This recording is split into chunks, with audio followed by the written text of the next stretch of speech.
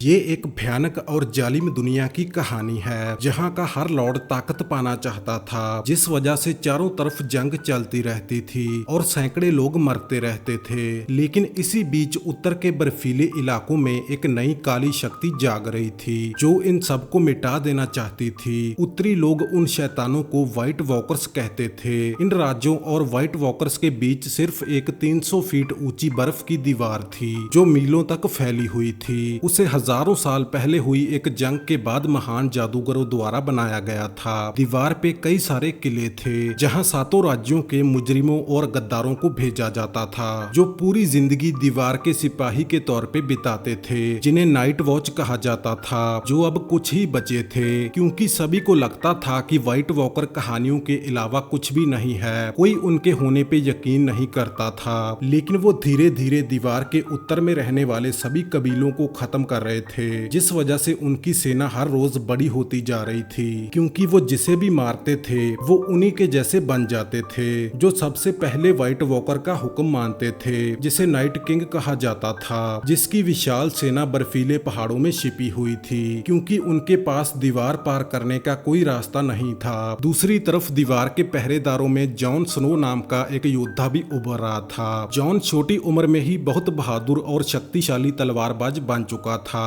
उसने अपनी पूरी जिंदगी एक नाजायज के तौर पे बिताई थी, लेकिन अब उसे कुछ करने का मौका मिला था। दूसरी तरफ उत्तर के पहाड़ों में रहने वाले जंगली लोग व्हाइट वॉकर्स का शिकार बन रहे थे, इसीलिए उनके सभी कबीले मैंस रेडर नाम के सरदार के नेतृत्व में दीवार पर हमला करने की तैयारी कर रहे थे क्योंकि दक्षिण की तरफ जाकर ही वो जिंदा बच सकते थे। उनके कुछ बहादुर योद्धा दीवार की चढ़ाई करते हैं ताकि वो दीवार के सबसे मजबूत किले कैसल ब्लैक पर दोनों तरफ से हमला कर सकें और अपने सभी लोगों को इस तरफ ला सकें क्योंकि कैसल ब्लैक दीवार का सबसे मजबूत किला था। और एक रात वो हमला बोल देते हैं। नाइट वॉच के सैनिकों पे दोनों तरफ से हमला होने लगता है। इनके पास ज्यादा सिपाही भी नहीं थे। दूसरी तरफ जंगलियों की सेना में हाथी और विशाल जायंट भी शामिल थे जो अपनी पूरी ताकत से हमला कर रहे थे। कैसल ब्लैक को हर तरह के हमलों का जवाब देने के लिए बनाया गया था, लेकिन उनकी तादाद बहुत ज्यादा थी। उनके कुछ सैनिक दीवार चढ़ने की कोशिश भी कर रहे थे और दीवार के ऊपर से जॉन स्नो की कमांड में सैनिक उन पर हमला कर रहे थे। जल्दी ही जंगली किले के अंदर घुस आते हैं। जैसे ही जॉन को ये पता चलता है तो वो नीचे आता है और उन्हें खत्म करने लगता है। नाइट वॉच के बहुत सारे सिपाही मारे जा रहे थे, लेकिन किसी तरह उस रात ये हमला रोकने में कामयाब हो जाते हैं। कैसल ब्लैक के कमांडर सर जोरा भी मर चुके थे और जॉन को पता था कि वो रात में फिर से हमला करेंगे, इसीलिए जॉन अकेला ही उनके सरदार को मारने के इरादे से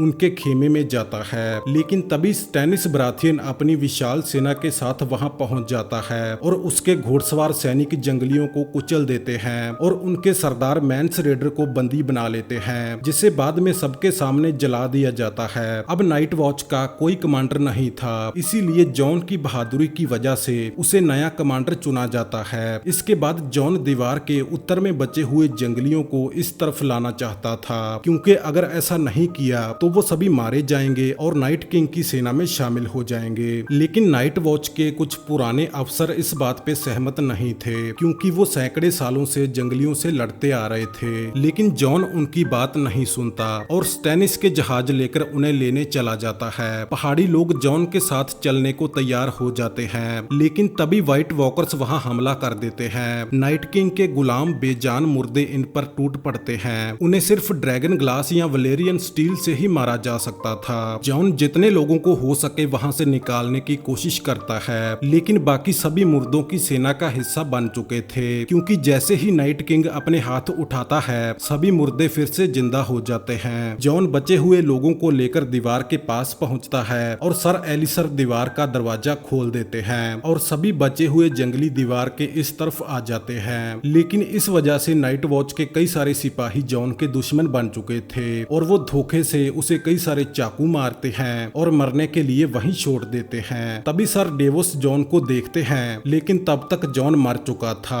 वहाँ स्टैनिस बराथियन की लाल जादूगरनी भी मौजूद थी। वो अपने जादू से जॉन को फिर से जिंदा कर देती है क्योंकि जॉन एक प्राचीन भविष्यवाणी का हिस्सा था जिसके मुताबिक बर्फ और आग का वारिस ही उन शैतानों को हरा सकता था। जॉन इस बात से अनजान था कि उसके पिता रेगार टारगेरियन थे जो जो आग को दर्शाते थे, और उसकी माँ राजकुमारी लियाना स्टार्क थी जो उत्तर से थी और बर्फ को दर्शाती थी, जिस वजह से जॉन ही फायर और आइस का वारिस था। लेकिन नाइट वॉच के भाइयों से इतना बड़ा धोखा मिलने के बाद जॉन नाइट वॉच को छोड़ने का फैसला कर लेता है, क्योंकि उसने अपनी जान देकर उनकी कसम पूरी कर दी थी। लेकिन तभी उसकी सौतेली बहन सांसा स्टार्क वहां पहुंच जाती है। ये दोनों सालों बाद मिले थे और काफी बदल चुके थे। सांसा जॉन को समझाती है कि हमें अपना घर विंटरफेल दोबारा हासिल करना होगा, लेकिन जॉन अब और लड़ना नहीं चाहता था। लेकिन अपनी बहन की जिद के आगे उसे झुकना पड़ता है, क्योंकि उत्तर में अभी भी कई घराने इनके वफादार थे। जॉन और सांसा सर डेवस के साथ मिलकर एक सेना खड़ी करते हैं, लेकिन इनकी सेना दुश्मन के मुकाबले काफी छोटी थी, जिस वजह से एक भयानक जंग होती है जिसमें हजारों सैनिक मारे जाते हैं। लेकिन आखिरी समय पे सांसा मदद के साथ पहुंच जाती है और ये जंग जीत जाते हैं। सालों तक दर्द झेलने और इनके भाइयों और माँ बाप की मौत के बाद स्टार्क घराने ने विंटरफेल फिर से हासिल कर लिया था। दूसरी तरफ दक्षिण में रानी डेनेरियस टारगेरियन आयरन थ्रोन के लिए रानी सर्सी से एक भयानक जंग लड़ रही थी, लेकिन डेनेरियस के पास 3 विशाल ड्रैगन और एक विशाल सेना थी, जिस वजह से वो उस समय की सबसे ताकतवर रानी थी जिसने कोई जंग नहीं हारी थी। दूसरी तरफ रानी सर्सी एक घमंडी औरत थी जो जीतने के लिए कुछ भी कर सकती थी।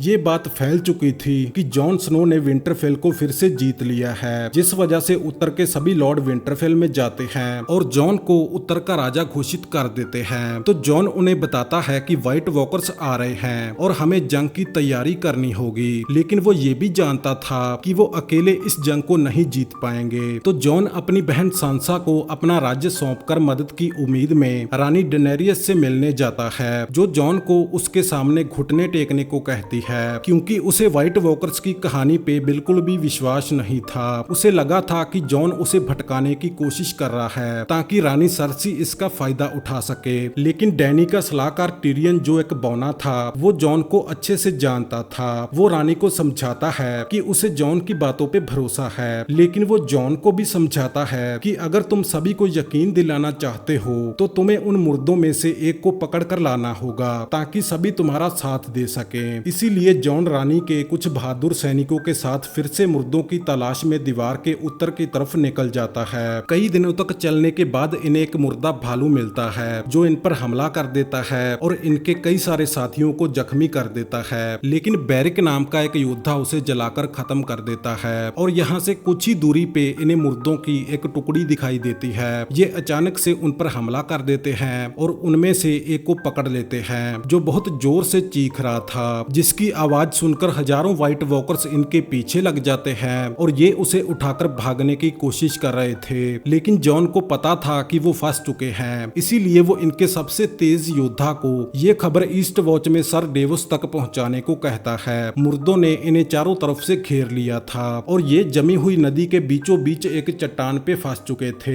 बर्फ टूटने की वजह से मुर्दे आगे नहीं बढ़ रहे थे। दूसरी तरफ गैंड्री सर डेवस को बताता है कि वो फंस चुके हैं और जल्दी ही ये खबर रानी तक भी पहुंच जाती है। वो जॉन को प्यार करने लगी थी, जिस वजह से टिरियन के मना करने के बाद भी रानी अपने तीनों ड्रैगन्स के साथ उन्हें बचाने के लिए निकल पड़ती है। दूसरी तरफ जॉन और उसके साथी 2 दिनों से वहीं फंसे हुए थे, लेकिन अब नदी पूरी तरह से जम चुकी थी और मुर्दे आगे बढ़ने लगे थे। ये सभी बहादुरी से उनका सामना कर रहे थे और नाइट किंग दूर से ये सब देख रहा था। मुर्दे इनके सभी साथियों को नोच नोच कर खा रहे थे। इनके पास कोई रास्ता नहीं बचा था, लेकिन तभी रानी वहां पहुंच जाती है और उसके ड्रैगन मुर्दों को जलाने लगते हैं। लेकिन नाइट किंग ड्रैगन्स को देखकर खुश हो जाता है और अपने बर्फीले भाले से एक ड्रैगन पे वार करता है। वो हमला इतना भयानक था कि एक ही वार में ड्रैगन नीचे गिर जाता है। ये देखकर रानी सभी को अपने ड्रैगन पे बिठाती है और इन सभी को लेकर वहां से चली जाती है, लेकिन जॉन वहीं छूट जाता है। रानी दीवार पे पहुंच चुकी थी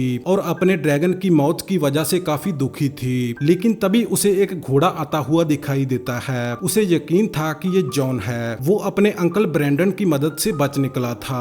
वो रानी के ड्रैगन के लिए बहुत दुखी था, लेकिन अब डैनी ने नाइट किंग को मिटाने की कसम खा ली थी। दूसरी तरफ नाइट किंग के मुर्दे ड्रैगन को नदी से बाहर निकालते हैं और नाइट किंग उसे भी अपना गुलाम बना लेता है। इसीलिए अब तबाही आने वाली थी, क्योंकि वो ड्रैगन की मदद से दीवार पार कर सकता था। दूसरी तरफ रानी डैनी की पूरी सेना किंग्स लैंडिंग के सामने अपना डेरा डालती है, क्योंकि यहाँ वो रानी सर्सी के सामने व्हाइट वॉकर को पेश करने वाले थे। रानी सर्सी अपने विशाल बॉडीगार्ड के साथ वहाँ आती है और जॉन स्नो के साथ बाकी सभी वहाँ मौजूद थे, लेकिन तभी रानी डैनी अपने 2 विशाल ड्रैगन्स के साथ वहाँ आती है। असल में वो सर्सी को अपनी ताकत दिखाना चाहती थी। इसके बाद उस मुर्दे को सभी के सामने बाहर निकाला जाता है, जिसे देखकर सभी डर जाते हैं, क्योंकि वो दिखने में बहुत भयानक था। उसे बीच में से काटने के बाद भी वो मरा नहीं था। इसके बाद जॉन सभी को बताता है कि हमें मिलकर इन मुर्दों का सामना करना होगा, नहीं तो ये हम सभी को खत्म कर देंगे। ये देखकर रानी सर्सी मुर्दों से लड़ने के लिए अपनी सेना को उत्तर भेजने का वादा करती है। दूसरी तरफ सांसा उत्तर पे राज कर रही थी और आने वाली जंग की तैयारी कर रही थी। दूसरी तरफ नाइट किंग की विशाल सेना दीवार के पास पहुंच चुकी थी और वो अपने ड्रैगन से दीवार पर हमला शुरू कर देता है और कुछ ही देर में दीवार गिरने लगती है और व्हाइट वॉकर्स के दूसरी तरफ जाने का रास्ता बन जाता है। आगे हम देखते हैं कि डैनी की पूरी सेना और ड्रैगन विंटरफेल पहुंच चुके थे और जॉन भी उनके साथ था। इसके बाद सभी लॉर्ड्स की एक सभा बुलाई जाती है और जंग की तैयारी करने का आदेश दिया जाता है। जॉन की सबसे छोटी बहन आर्या भी यहाँ पहुंच चुकी थी, जो एक खतरनाक कातिल बन चुकी थी। पूरे विंटरफेल में जंग की तैयारी चल रही थी और इनकी सेना इकट्ठी हो रही थी। दूसरी तरफ सर्सी अपने भाई जेमी को बताती है कि वो अपनी सेना को उत्तर में नहीं भेजेगी और यहाँ के सभी इलाकों पे फिर से कब्जा कर लेगी। ये सुनकर जेमी को काफी हैरानी होती है। दूसरी तरफ जॉन ड्रैगन की सवारी करना भी सीख रहा था और मुर्दे भी विंटरफेल के नजदीक आ चुके थे।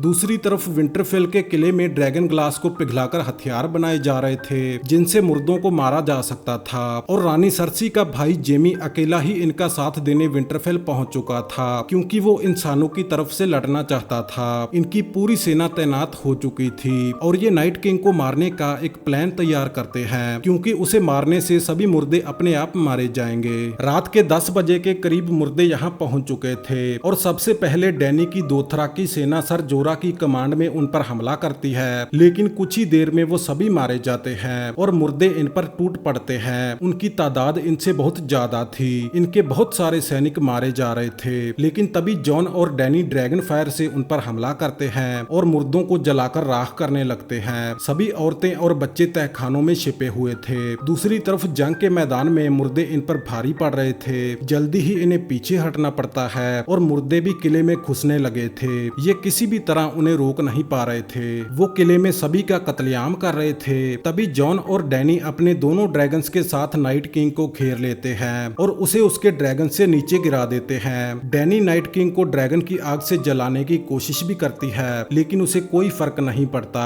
और जैसे ही वो अपने हाथ ऊपर उठाता है, सभी मुर्दे फिर से जिंदा हो जाते हैं और डैनी के ड्रैगन पर टूट पड़ते हैं। उनसे लड़ती हुई डैनी ड्रैगन से नीचे गिर जाती है। दूसरी तरफ मुर्दे तहखानों में भी घुसने लगे थे। इनमें से किसी के भी बचने की कोई उम्मीद नहीं थी और जॉन भी नाइट किंग के पास नहीं पहुंच पा रहा था। दूसरी तरफ सर जोरा डैनी को बचाने की कोशिश कर रहा था, लेकिन मुर्दे उसे लगातार खंजर घोंप रहे थे और नाइट किंग विंटरफेल के आखिरी कोने तक पहुंच चुका था। जैसे ही वो ब्रैन को मारने वाला था, तभी पीछे से आर्या उस पे हमला करती है और किस्मत से उसे मारने में कामयाब भी हो जाती है। खंजर लगते ही नाइट किंग कांच के पुतले की तरह बिखर जाता है और उसके साथ ही सभी मुर्दे भी मारे जाते हैं। लेकिन उससे पहले रानी का सबसे वफादार साथी सर जोरा उनकी रक्षा करता हुआ मारा जाता है। इंसान जीत कर भी हार चुके थे, क्योंकि इनके बहुत सारे लोग मारे गए थे। अगले दिन ये अपने सभी शहीद साथियों को जला देते हैं और उनके सम्मान के लिए उन्हें हमेशा याद रखने की कसम खाते हैं। लेकिन अब डैनी के आगे एक और भयानक जंग उसका इंतजार कर रही थी, क्योंकि सर्सी ने उसे हराने की पूरी तैयारी कर रखी थी, जिसे हराने के लिए इन सभी को एक भारी कीमत चुकानी होगी।